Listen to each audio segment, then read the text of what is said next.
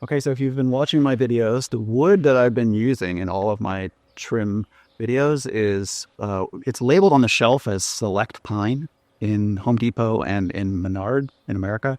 I don't actually know if Lowe's carries it, but they probably do. On the label, which I'll put up on the screen, it's labeled as kiwi pine. So this comes out of New Zealand. I think it's Pinus radiata. It's just a really straight pine that grows without a lot of, without any knocks. If you look at this, it's nice and smooth. You can pick your boards. It's straight. It's easy to work with. It comes pretty well finished, although I think you still need to sand it, as we'll talk about in a second. And yeah, I mean, obviously, in a perfect world, I would go with something fancier like oak. But this is literally about 40% of the cost if you do your house in hardwood. So if you're doing more than one room, and if money is an issue for you, which it is for probably most of us watching on YouTube, I think you could get a pretty good look with this. And it's way less than half the cost of doing the same exact work in a hardwood, unless you have some way of getting it cheaper than I could find. Another thing is my house, and this may differ depending on your house. My house is a sort of kit, craftsman style house. I think it's a Sears catalog kit, and the original trim was actually Doug fir. And so in some sense, you can't get Doug fir as easily, but in some sense, I almost feel like I'm restoring it by using a softwood for a kit house like this. So this is the wood I use. So in terms of tools for the job and products and stuff, you're going to want a random orbital sander of some kind. This is a cheap Ryobi one. I use 220 grit sanding. Again, this trim quality wood, it feels, in the first batches that I made, I just stained them right away. But there's kind of striations on either end from when they went through the planer, and you can sand those out, and you really want to. So they look smoother than it is. It's really worth giving us a once over with a 220 before you stain anything. Because we're using pine, you absolutely need to use a pre-stained wood conditioner. So this is one of the only ones I could find. It's Minwax. It's oil-based, and I use an oil-based stain. So this pre-stain conditioner, you want to apply a pretty liberal coat of this to pine. Pretty much it'll slurp up. Give it as much as it'll slurp up. I like the Varathane Classic Wood Stain. The color I've been using, if you're watching my videos and you're curious, is Provincial, but there's obviously many colors and shades to match your preferences. I then use a water-based sanding sealer. Now, some of you might be thinking it's stupid to use oil-based products and then a water-based product, but that's actually intentional because I found that because you want the stain to be dry before you seal it, or as dry as possible. And a little trick I learned is by using a water-based sanding sealer on top of the stain, I can actually tell when it's dry, because this will beat up if it's not dry, and it won't if it is dry. And so this is actually not me being stupid, it's intentional. And this dries so fast that it doesn't matter. So yeah, that's the sanding sealer. And then after that, I seal it with Varathane polyurethane. This is for interiors, and it's the satin clear. You can get semi-gloss, gloss, depending on what you're looking at, but I wanted it to be just sealing in the wood grain and not be distracting. So this is kind of all you need. In terms of application, for the oil-based products, I tend to use a sponge. I tried for years to use a brush and clean it, but I just found it was almost impossible to clean the oil-based brushes. And I was basically going through a brush every 2 or 3 sessions of staining, and so I just found that this was easier. So I put on the conditioner, I put on the pre-stain with a foam cheapo brush. I use rags to put on the stain. This is actually just an old undershirt. You can use something to open the cans, is always handy, but you could use a screwdriver for that. Because this is water-based, I just keep a brush. This is my sort of standard water-based brush that I keep around, so you can wash this. It's much easier. And then back to the foam brush for the poly. You're also going to want some disposable rubber gloves. So these are heavy-duty nitrile. I have found that cheaper gloves, the oil-based products, will go through them. So it is worth maybe investing to protect your skin.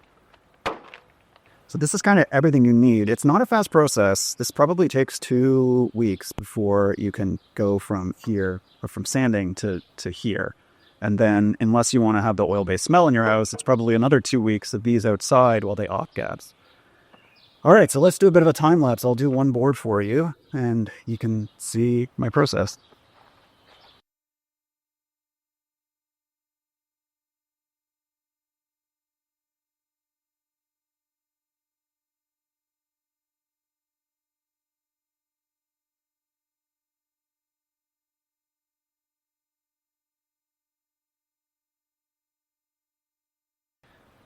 All right, so the first product on is the pre-stain conditioner.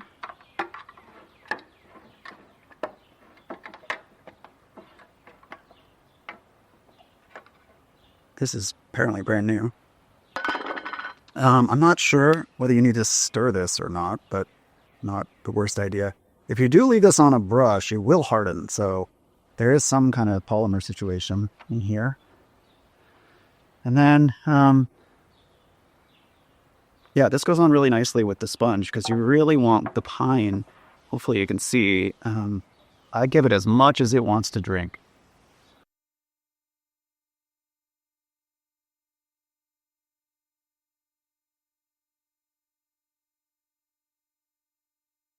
I usually go over it multiple times. You can kind of tell because it starts pooling on the top. So yeah, this board is not as thirsty as some, I guess. But it's also not perfectly homogeneous, right? There are regions, depending on where like the ray vessels and stuff are in these wood that were conducting material when the tree was alive. It's going to absorb more in certain places than in others. So, you just want to get a nice even coat.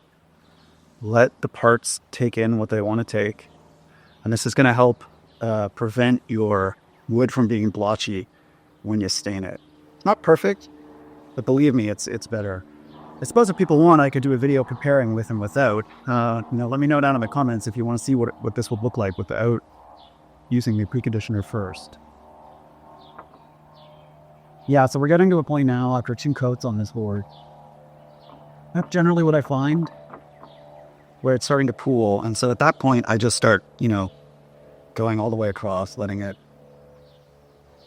I don't think you want this, dripping off. You want this absorbed.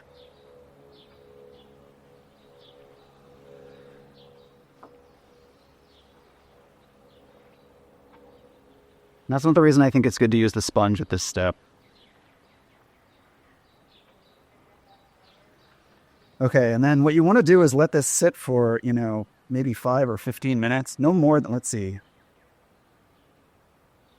Yeah, you don't want to let this go for more than, say half an hour. So what I'm going to do is I'm going to do these other boards and then we'll stain some. Okay, I just finished the pre-stain. And if you remember, this was a brand new bottle. Just to give you a sense of how much this pine can absorb, it's like 99% gone. So 10 8-foot long, 6-inch boards absorbed almost an entire quart of this pre-stain. And so that's why you need to use it, right? This is critical that this stuff fill all the pores and not the stain, making your project look awful lot. All right, so again, this is the provincial stain. And I do 2 coats of these about a day apart. And I like using a rag to put this on.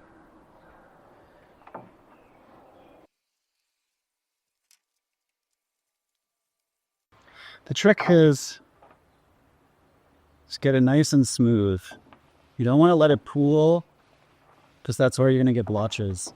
And for these boards that are going to be door trim, I'm staining 3 sides. And so you also need to take care that you're not dripping onto the sides as you're doing the surface, if it's going to be visible. Not all the trim pieces will be visible on all 3 sides, but these ones will be.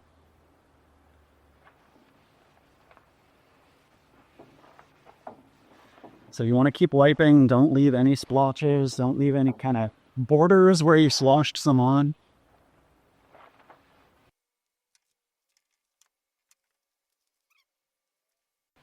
And then go back over the sides if they're going to be visible before you move on to the next board.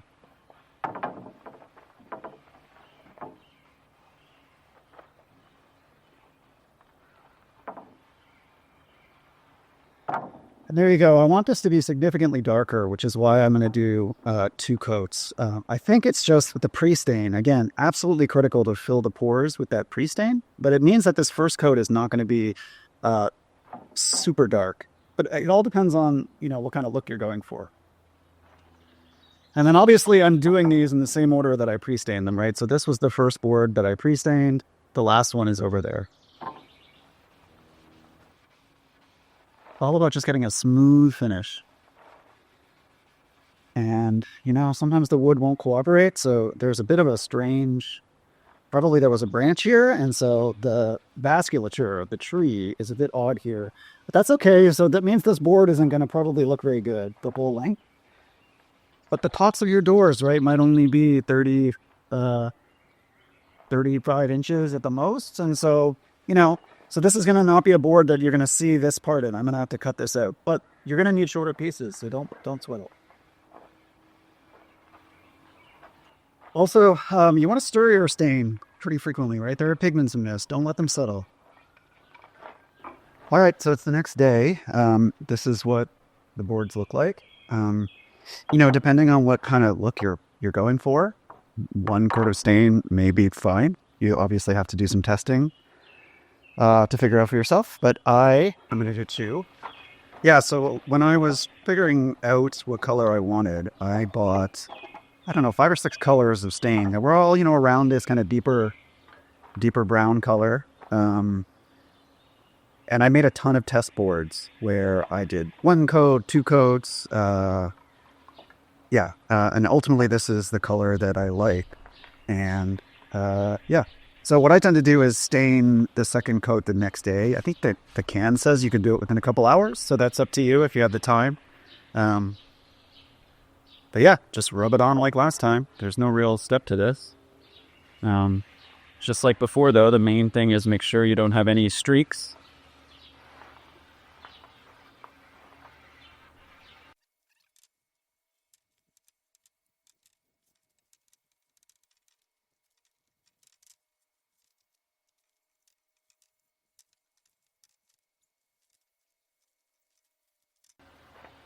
I didn't say this before, but you definitely want to kind of wipe with the grain, right?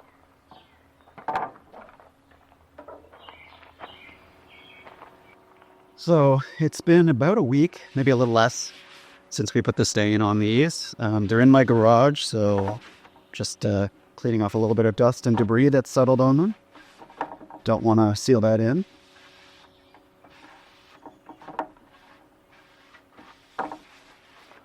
And this stuff dries really quickly, so you'll be able to put your first coat of poly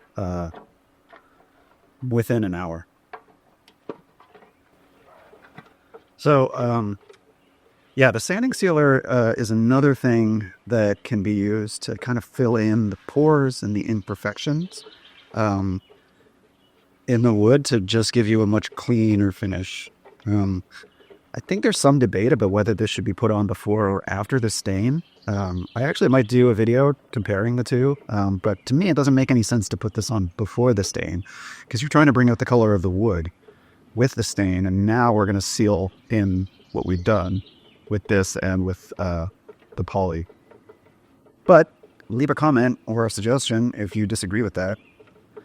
Not sure that it's 100% agreed on. And then again, remember, I'm using water-based on purpose so that I can basically tell if this is dry or not. So you can just use a brush because you can clean it up in the sink. So, yeah. And so you can tell that this is dry because this was oil-based, this was water-based, and it's not, it's not beating up the way it would if this wasn't dry. So yeah, just get a nice thin layer of this on. Doesn't take much.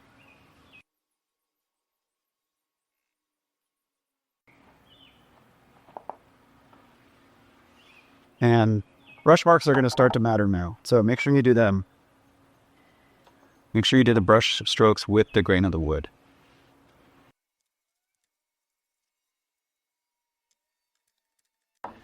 Yeah, and this is going to look bad. So it's going to cover everything with this kind of white film.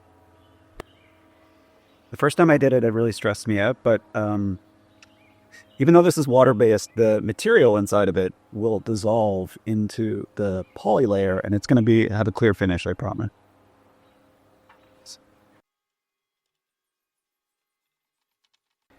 Yeah, hopefully you can see sort of where I change directions on the brush leaves a bunch of marks that aren't good. And you'll also sometimes get pooling on the sides. So when I'm done, I do one last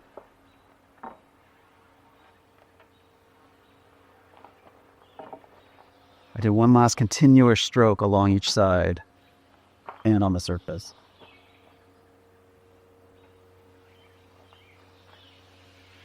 And there you go. Okay, and at the beginning of the video, I forgot you're also going to want some fine 220 sandpaper to go in between the sanding sealer and your poly coats. So it's been about an hour. The sanding sealer dries really fast. And what you want to do now is take the 220 sandpaper and just give it a light sand. You're not trying to remove the material. You definitely want to be careful on corners and things that you don't take off stained material. You're just giving it a light sand. Just look at us a nice smooth finish.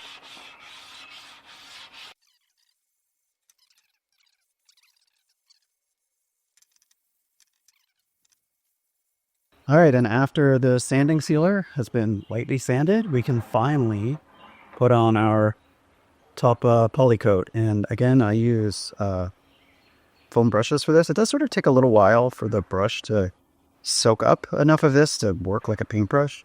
But yeah, I never could keep brushes clean, and I got sick of having to throw away brushes that I wasn't able to adequately clean oil base off. But yeah, I just want a thin layer of this, and what you'll see as I go along is it really does just kind of dissolve into this sanding layer. So yeah, I just brush until the white goes away. And we're going to do 2 of these coats a day apart.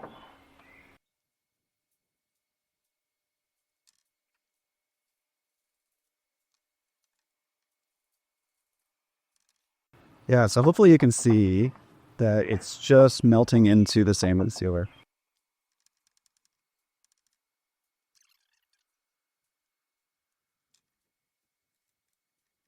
Okay, and if you're standing on more than one side, it is going to drip. So the last thing you need to do is go, just like with every step, go over the kind of edges to make sure that you get a smooth, non-dripping fit.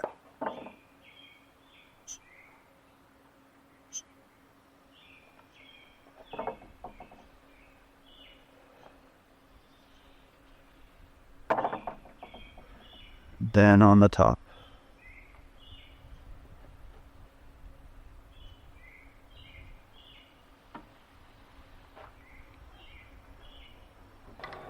All right, so it is the next day, and I'm going to put the second coat of polyurethane on. I think if you're doing this more than 24 hours later, you might want to give a light sand to this, but I never do. If you're doing it outside like me, you probably also want to just make sure you give them a good wipe, take off any bits of slant that may have fallen overnight. And then it's exactly the same as what we did yesterday. Just apply a light coat. Try to keep the strokes going with the grain of the wood. And try not to leave any thick, grippy parts.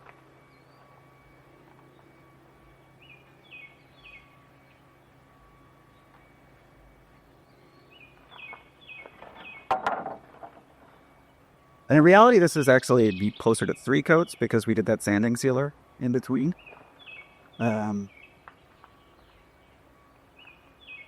This is probably overkill to trim, to be honest, but it'll give a nice protection to your trim. If you're doing furniture, you might consider doing more than 3 coats, but I wouldn't do a huge number, right? You don't want these looking like they're coated in plastic, which basically is what we're doing here.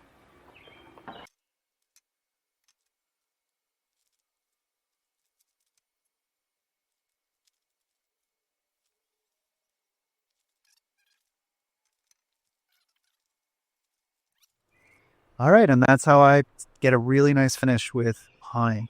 It's time consuming, but you can do it if you follow all of these steps. So thanks for watching, and I'll catch you in the next video.